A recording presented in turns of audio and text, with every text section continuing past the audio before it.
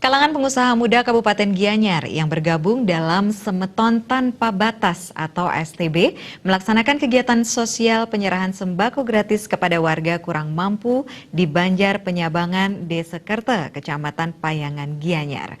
Kegiatan yang mendukung program Pemkab Gianyar tersebut didampingi penuh anggota DPRD Kabupaten Gianyar dari fraksi PDI Perjuangan Inyoman Kandel dan Kapolres Gianyar AKBP Priyanto Priyo Hutomo.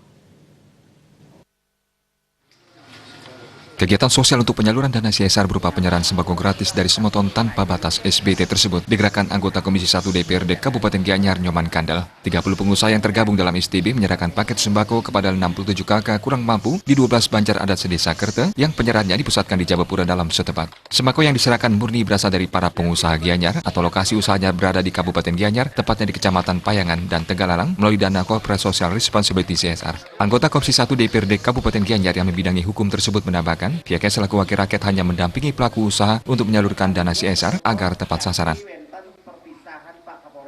Kita amati bersama bahwa spirit semangat para penjuru, tokoh-tokoh dan masyarakat terutama kalangan pengusaha itu kami sangat mengapresiasi, semangatnya sangat tinggi sekali untuk melakukan kegiatan sosial kepada masyarakat. Salah satu di antaranya adalah penyerahan sembako hari ini.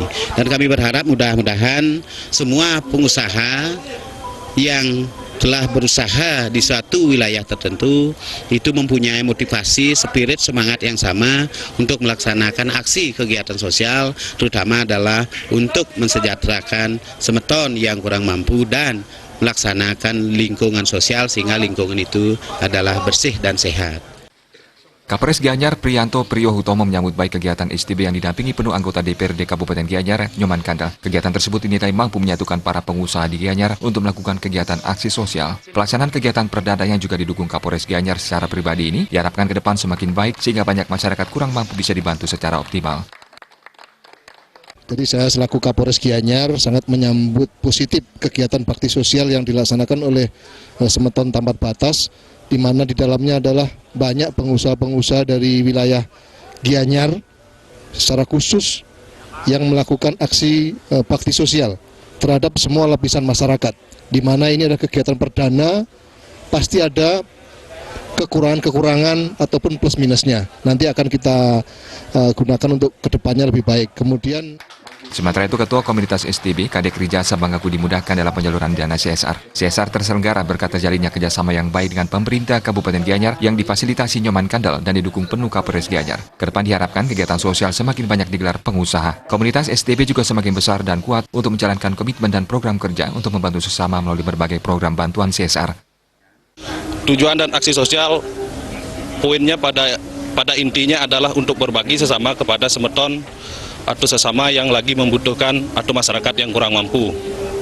Ini kegiatan sosial yang perdana kami lakukan bekerja sama dengan pemerintah Kabupaten Gianyar yang difasilitasi oleh Bapak Nyoman Kandel.